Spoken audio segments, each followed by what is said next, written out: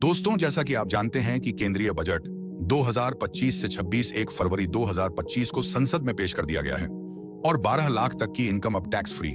कौन से हुए बड़े बदलाव, आइए जानते हैं। केंद्रीय बजट 2025 से 26 1 फरवरी 2025 को संसद में पेश कर दिया गया है। यह लगातार 8वीं बार है जब वित्त मंत्री निर्मला सीतारमण ने बजट पेश किया।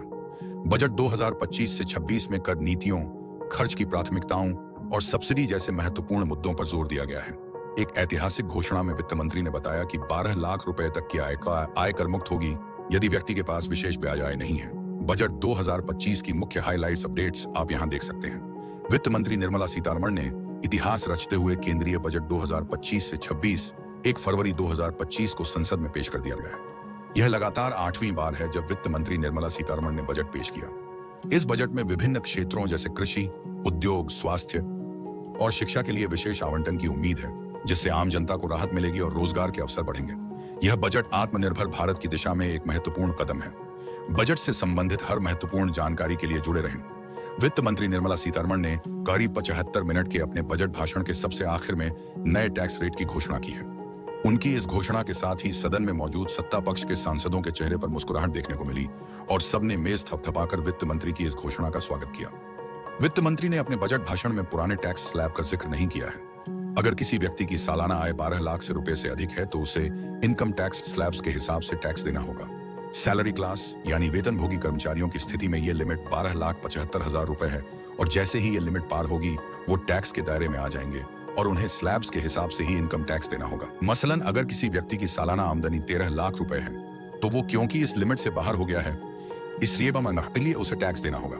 12 लाख तक की आय टैक्स फ्री का मतलब सरकार ने नए टैक्स रिजीम वालों के लिए सेक्शन 87A के तहत टैक्स रिबेट 60,000 रुपए कर दिया है। यानी 12 लाख रुपए की आमदनी पर स्लैब के हिसाब से 60,000 रुपए का टैक्स बनेगा, जो कि रिबेट के तौर पर माफ हो जाएगा। यह रिबेट अब तक 25,000 रुपए था, जिसे अब 60,000 कर दिया गया है। उदाहरण के तौर पर मानिए कि किसी शख्स की सालाना आय 13 लाख रुपए है। चूंकि पहले 4 लाख रुपए पर कोई टैक्स नहीं है, इसीलिए इस स्लैब पर टैक्स नहीं देना है।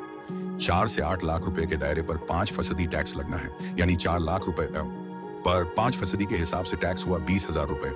फिर 8 लाख से 12 लाख रुपए पर टैक्स दर है 10%। इस ब्रैकेट में 4 लाख रुपए पर 10% के हिसाब से टैक्स बना 40,000 रुपए। अब क्योंकि इस व्यक्ति की सालाना आमदनी 13 लाख रुपए है, इसलिए बचे हुए 1 लाख रुपए पर 15% के हिसाब से टैक्स बना 15,000 रुपए।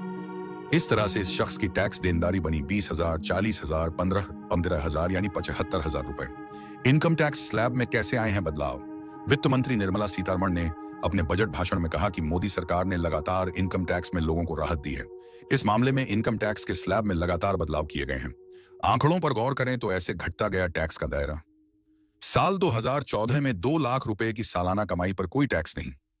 साल 2019 में 5 लाख रुपए तक सालाना कमाई को किया टैक्स फ्री। साल 2023 में 7 लाख रुपए की कमाई हुई टैक्स फ्री। साल 2025 में सालाना 12 लाख रुपए तक की कमाई टैक्स फ्री। अब तक क्या थी टैक्स में छूट की सीमा?